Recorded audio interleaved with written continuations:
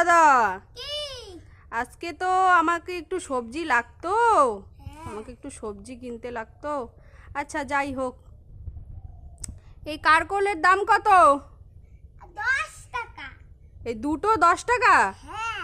এত দাম কেন দাদা সবজির? তাহলে কি 9 টাকা বেচবো?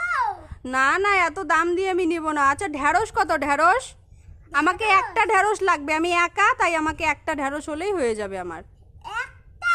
হ্যাঁ। একটার দাম 5 টাকা। না না, একটার দাম 1 টাকা।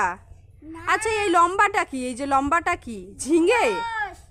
আরে এই লম্বাটা কি? এই লম্বা সবজিটার নাম কি? এটার নাম হলো ঝিঙ্গে। ঝিঙে না, ঝিঙে তো এরকম দেখতে না।